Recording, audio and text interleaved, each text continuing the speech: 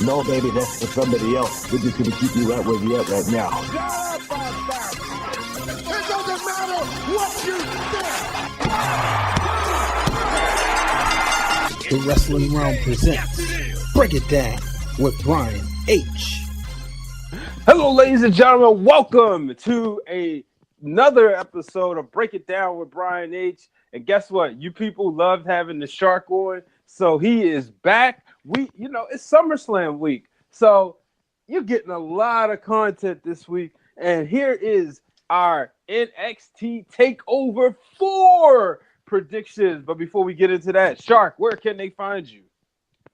You can find me on Facebook at the Shark Attack. You can check out it's a fully open group, so make sure you join in on that one. You'll find all my wrestling takes in there. I also put up a bunch of polls for you guys to check out, talking about past and present stuff in wrestling. And of course, my other group where I tackle pop culture is Variety Bites. You'll find my takes on sports, entertainment, just about everything else outside of wrestling. And also a public group, so make sure you guys come and join that, and make sure you subscribe on iTunes because you'll find me on there and on Podbean. There he goes, folks. So you make sure you do that. And then when you're there, make sure you drop him a 5-star rating. So, Shark, Takeover 4. It's crazy. It's been 4 years already. And I think you probably, just like I could name the NXT champions from start to finish. When you think about, like, the brand is still new, but we've seen so many stars come. I mean, they've held practically every title in the main roster. And obviously NXT is older than 4 years, but to see when they was just a NXT special, and then we saw the evolution of a takeover, Yeah, it's hard to believe when you go back to what NXT first was brought out as, which was basically kind of a thrown together replacement after the WWE ECW finally tanked. Mm-hmm. But seeing what it's become now, I mean, all the way to when Seth Rollins became the first champion, and just seeing how everything's evolved from that, and how oftentimes it's like butting heads with the main show. It's incredible.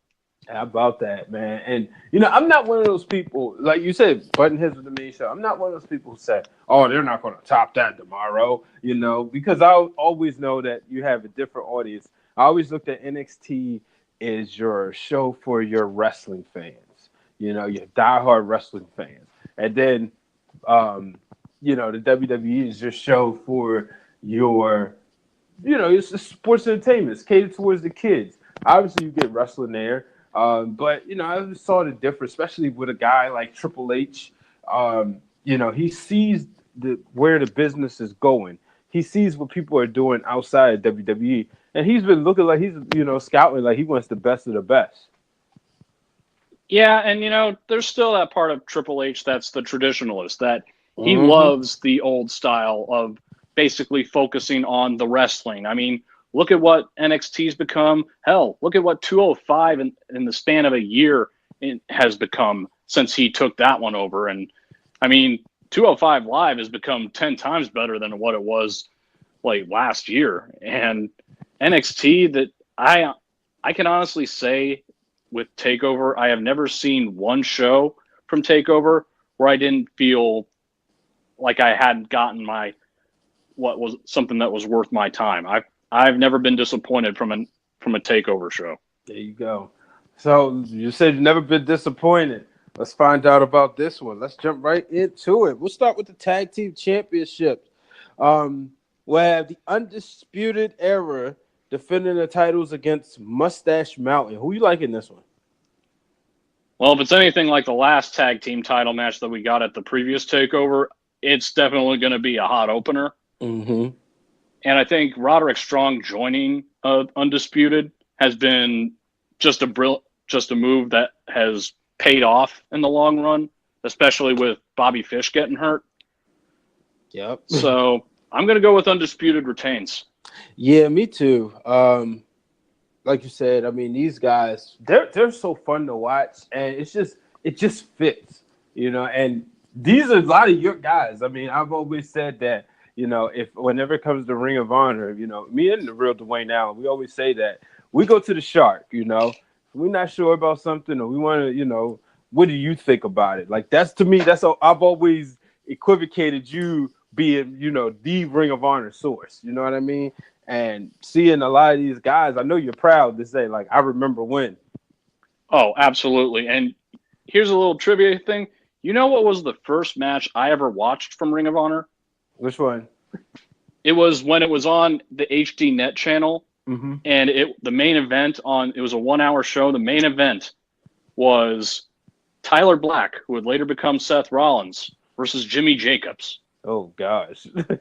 and that was an excellent match. But then the next one that I had actually watched was Tyler Black against the man that who at this time, of course, was known as the American Dragon, Bryan Danielson. And the match ended in a draw, and the crowd wanted more. Wow. All right. So,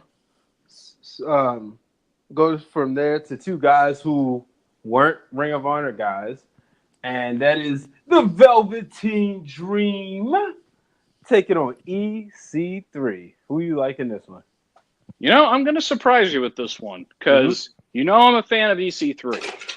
I know that the real Dwayne Allen, maybe he likes his personality, but he said numerous times the dude can't wrestle. Can't wrestle, well, god dang. Yep, exactly. But of course, I mean, I've been a big EC3 fan, but here's where I'm going to surprise you. I'm going to go with the Velveteen Dream. Okay. Now, my reason is because he didn't win the ladder match for the North American title. He didn't beat Ricochet. I don't think I can see Dream losing a third straight one. So right. I'm actually going to go with Dream on this one. I got to agree, especially if he's going to get in title contention. He's got to win this match. He has a strong character, but like you said, I think this is, he wins this one, Velveteen Dream. And then we got, for the Women's Championship, the NXT Women's Championship, a rematch from the inaugural Mae Young Classic. Except it's the one who didn't win the Mae Young Classic, Shayna Baszler, defending the title against Kairi Sane. This is a tough one because I don't know if I think Kairi Sane is ready to win the belt. But I'm just not the biggest fan of Shayna Baszler. Right. I don't know what it is. Just one of those things. I'm just not that impressed. It's like when we were talking about how there's some wrestlers that everybody else praises, but you see it and you're just like, I don't get it. Baszler, for me, it falls in that category. Right. So, begrudgingly, I think she's going to retain. Yeah. I gotta agree, man. As much as I would love to see, Kairi Sane win the title, I don't think she's ready. The only one that I think is ready to take that belt, even though she didn't win the last time, the only one that I think ought to be the one to dethrone Shayna Baszler, I would say, is Nikki Cross. But then part of me also thinks, what if Kairi Sane wins and that leads to Bianca Belair eventually taking the title from her? I wouldn't be opposed to that. I'm just scared of them moving up Shayna Baszler, who was nowhere close to being ready to go to the main roster. Yeah. I'm just saying. I mean, I know that they probably want to have a Ronda Shayna showdown, but Ronda's got a persona. Shayna doesn't. There you go. Well, she's the Queen of Spades, man. Yeah, but Ronda's got more of the personality than Shayna does. I mean, I think we can agree on that one. Yeah, so and then we have your boy, Adam Cole, defending the North American Championship against Ricochet. If you said Ricochet first, I was going to interrupt and just go, Adam Cole, baby! But, I'm honest to God, a fan of both these guys. And the one thing I've said about this match, just like with AJ versus Joe for SummerSlam, is I've used that one word about whether they can steal the show. Guaranteed. Oh. And I have no doubt in my mind this is a show stealer match. That anybody that thinks we haven't seen a whole lot out of what Adam Cole can do, we'll definitely see that with this one. And there's no finer talent you could put against him than Ricochet. Now, here's where I may surprise you, though. Well, probably not. But I know at first I thought, could I see Ricochet actually winning the belt? I don't think just yet. Okay.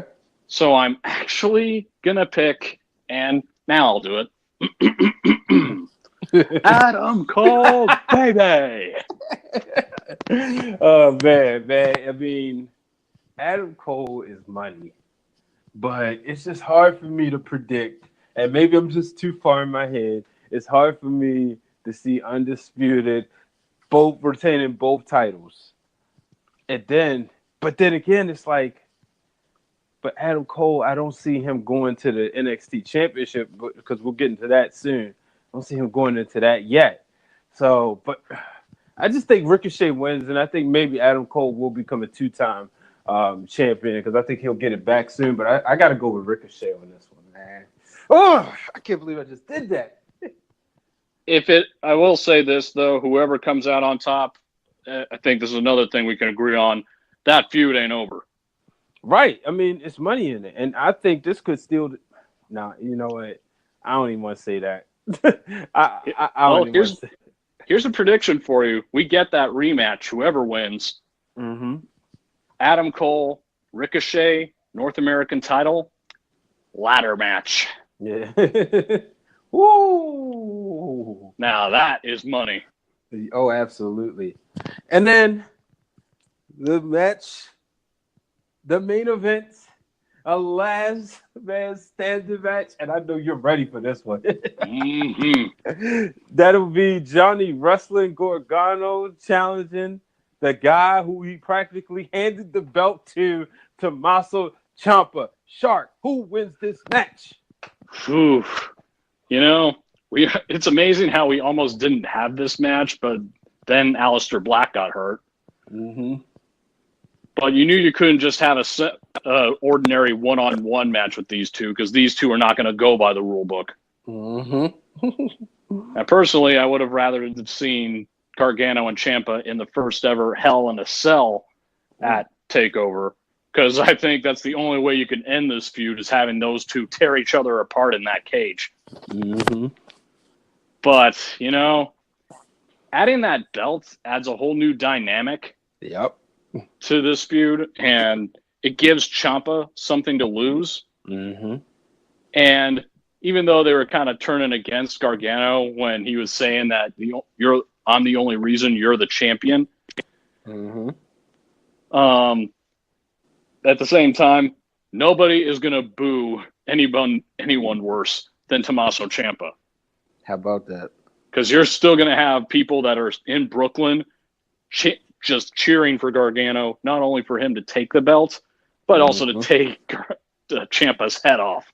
Yep. So, you know what? Ciampa barely got by that last match by the skin of his teeth.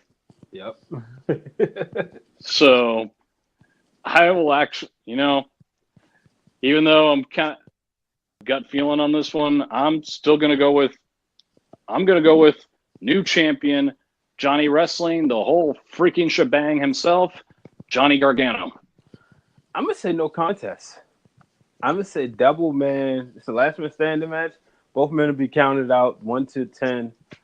I just, like you said, this feud, I mean, the belt adds a whole new dynamic. So now this will carry on. I think when Gargano wins it, it's going to be something really big. I've been saying, and I've had this on my mind since, and I'm going to stick with it. WrestleMania weekend, that's when he wins the title.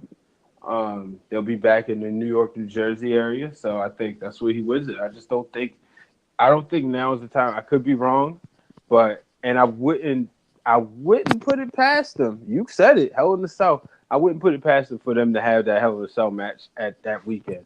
Let's not forget, they're going to be going up against New Japan and Ring of Honor. What better way to go against that on that night than to throw in another feud, another match with all the title and everything on the line than Ciampa and Gargano? This is one feud you can honestly say will not get old. No, it won't. And I think this feud eventually could be. This could main event a main roster pay-per-view one day, man. Yeah, I would agree on that one. And it's just it's a testament to how good. We talked about Roman with his lack of chemistry. Mm-hmm. The chemistry between Johnny Gargano and Tommaso Ciampa is just simply epic. Yep. The dude, it's kind of like Kevin Owens and Sami Zayn in their Ring of Honor days. They just don't know how to put on a bad match. Mm-hmm. Yeah, so this is, like I said, we could go on and on. This is one of those feuds. I give credit to the real Dwayne Allen on this one. The night that Ciampa turned on Gargano, mind you, remember they rolled the credits, so we thought the show was over too. Right. He's like, shout out to NXT because they just created 2 new stars, and that's exactly what they did. And I'm so glad they have the title in this feud now. It's been long overdue. Yeah, I know Aleister Black was successful, but let's be real. He might have one of the more forgettable title reigns, him and Andrade Cien. Sorry, but I think they'll have one of the more forgettable title reigns. Yeah, come on. People are still trying to purge him versus Lars Sullivan out of their minds. Yeah, there it is. Well, ladies and gentlemen, this is SummerSlam week. So you've got a lot of great content for your listening pleasure. Make sure you check out the Shark each and every week on the Shark Attack on Variety Bite. Make sure you subscribe to him on iTunes and Podbean. Make sure you subscribe right here if you haven't done so. Click the link. Subscribe to the Wrestling Realm. All the links, if you're on your phone, look at your iTunes or whatever podcast app, all the links to the other podcast apps, if you have a preference, are right there. So, Shark, any final thoughts? Well, like I had mentioned, couple of things. Like one thing I know I'll be talking about with on the Attack this week. I'll be talking about a topic you and I actually had a discussion about, and that's wrestlers that, for whatever reason, I just don't get the appeal, but also believability in wrestling, specifically finishing moves. And that also ties in with one of the guys I'm going to talk about, which is Sami Callihan. Mm-hmm. And why, to me, he's the pro wrestler equivalent of the electric football board game. Wow. As in, this sucks. Mm-hmm. And of course, Variety Bites. I'll be talking about, like I said, I'll be talking about the casting of Batwoman for the DC shows, and of course, how in the heck the Meg ended up #1 in the box office.